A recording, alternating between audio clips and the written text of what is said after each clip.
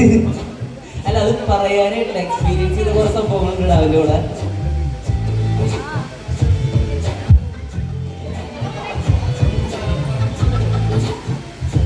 പറയാണെങ്കിലേ ഇത് കല്യാണമൊക്കെ ഇല്ലേ, അപ്പൊ അതൊക്കെ കഴിഞ്ഞിട്ട് ജീവിക്കണ്ടേ? ഇല്ലില്ല. സോ ശരിക്കും എന്നോട് സിബി ചേട്ടാ അവിടെ വന്നപ്പോൾ പറഞ്ഞൊരു ഫണ്ണി മൊമെന്റ് പറയാനുണ്ട്. ഇങ്ങനെ ഒരു അവസരം ഉണ്ടാവുമ്പോൾ എന്നെ വിളിക്കുമെന്ന്. സിബി ചേട്ടാ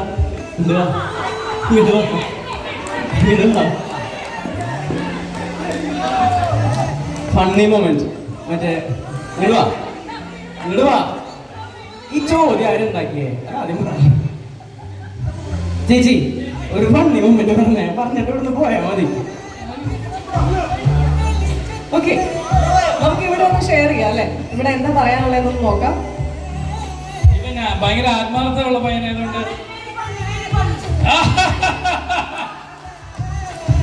ഋഷിയുടെ ഫണ്ണി മൂമെന്റ് എന്ന് പറയാനായിട്ട്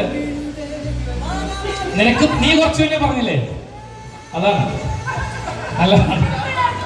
നല്ല ഫണ്ണായിരുന്നു. അടുത്തതായി ഋഷിയായിട്ടുള്ള ഫണ്ണി മൂമെന്റ് പൂജ നമ്മളോട് ഷെയർ ചെയ്യുന്നതായിരിക്കും.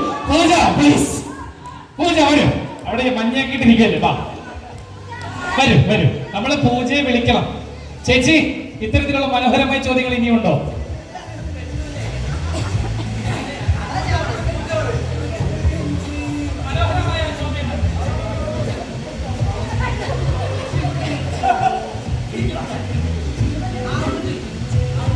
അപ്പം എനിക്ക് ആക്ച്വലി പറയാൻ കുറെ കാര്യങ്ങളുണ്ട്. എനിക്ക് വിശക്കുന്നുണ്ട് ബേസിക്കലി. Thank you.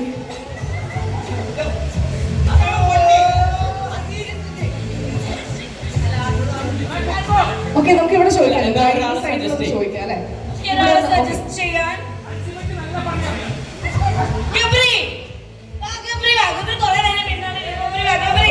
നല്ലൊരു ഗൈഡ് കൊടുക്കട്ടെ, നല്ലൊരു ഗൈഡ് സ്റ്റേജിലേക്ക് ഇൻവൈറ്റ് ചെയ്യാം. സോ ഒരു ഫണ്ണി മൊമെന്റ് ഇവിടെ ഷെയർ ചെയ്യുന്നതായിരിക്കും. ഈ വരവ് കണ്ടാ അറിയാം, ഒരു ലോഡ് ഫണ്ണി ആയിട്ടാണ് വരുന്നത്. ധൈര്യമായിട്ട് പഠിച്ചോ, സത്യം മാത്രം. ഫണ്ണി ആയിട്ടുള്ള മൊമെന്റ് എനിക്ക് അങ്ങനെ പ്രത്യേകിച്ച് പെട്ടെന്ന് ആലോചിക്കുമ്പോൾ ഓർമ്മ വന്നില്ല. പക്ഷേ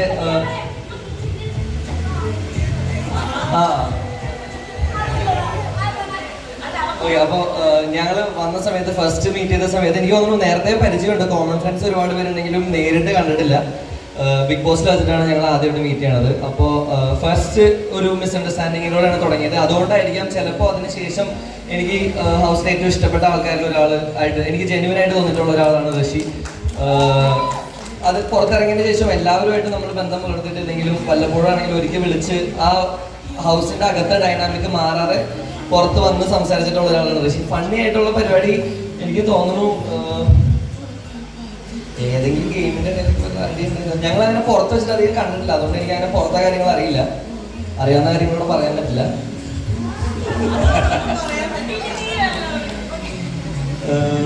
അനുസരിച്ച്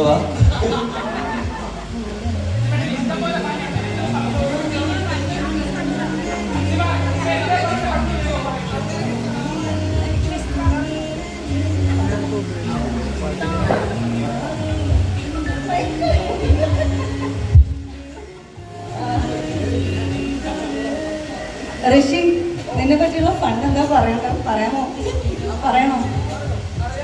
അല്ല, പറയണോന്ന് പെണങ്ങോ?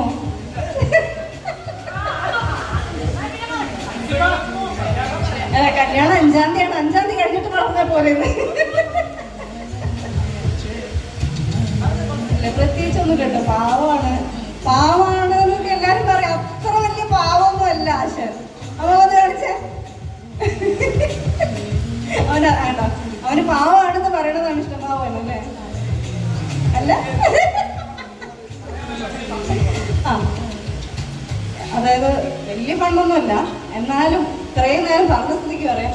ഇതിൻ്റെ അടുത്ത് ഞാൻ ബിഗ് ബോസിലുള്ള സമയത്ത് ഫുഡ് കുക്ക് ചെയ്യുന്ന സമയത്ത് ഇവൻ എക്സ്ട്രാ വന്നിങ്ങനെ ഓരോന്ന് എടുക്കാൻ വേണ്ടി നോക്കും. കാരണം അവിടെ ഫുഡ് കിട്ടുന്നത് വളരെ കുറവാണല്ലോ. അപ്പോൾ ഈ കുക്ക് ചെയ്യുന്നതിൻ്റെ ഇടയിൽ വെന്തോ നോക്കാൻ വേണ്ടിയിട്ട് വരും.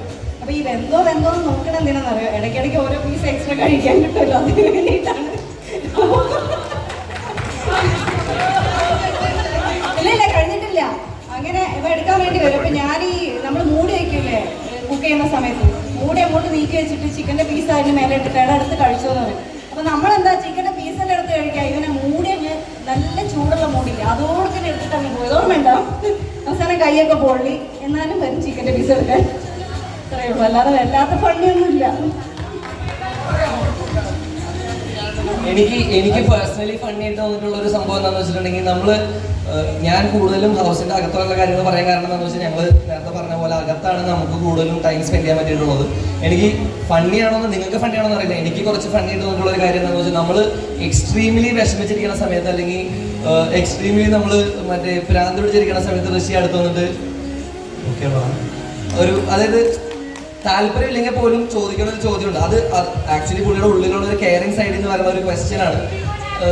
ആ സാധനം, അതായത് പുള്ളി ചിലപ്പോൾ അവനോട് അടിയിട്ടിരിക്കുന്ന സമയമായിരിക്കാം, പക്ഷെ എന്നാലും അവൻ കുറച്ചു നേരം കഴിയുമ്പോൾ വന്നിട്ട് ഓക്കെ അല്ലേ, ആ സാധനം ചിലപ്പം ആ ഒരു മെയിൻറ്റെയിൻ ചെയ്ത് കൊണ്ടുപോകാനായിരിക്കും. പക്ഷെ ചില സമയത്ത് നമുക്കത് ഫണ്ണിയായിട്ട് തോന്നും. കാരണം അസ്ഥാനത്ത് വന്നത് ചോദിക്കുന്ന സമയത്ത് എനിക്കത് ചില സമയത്ത് I felt like that's A little bit funny. പെട്ടെന്ന് എടുത്ത് പറയാൻ പറഞ്ഞോളൂ, എന്തെങ്കിലും പറഞ്ഞിട്ട് പോകാന്ന് വെച്ച് പറഞ്ഞത്. Thank you.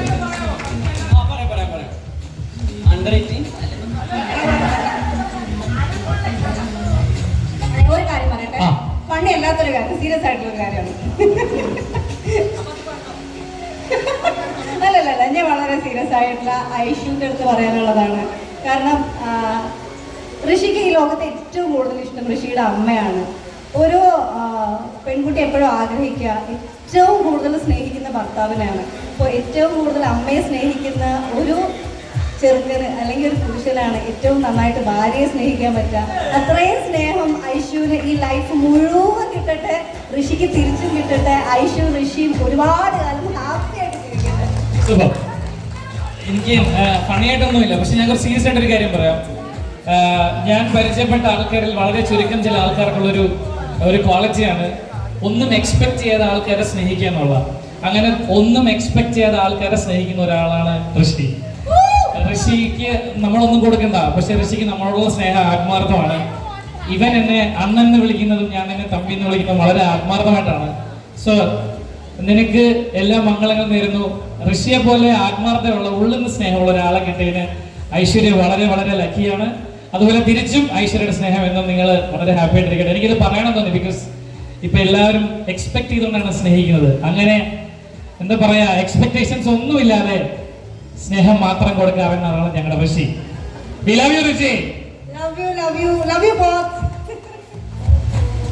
അപ്പൊ ഇത്രയും നമ്മുടെ ബിഗ് ബോസ് D4 ഡാൻസ് ഒരാളുടെ കുറവുണ്ട്. എവിടെ ഈ ഋഷിയുടെയും ഐശ്വര്യയുടെയും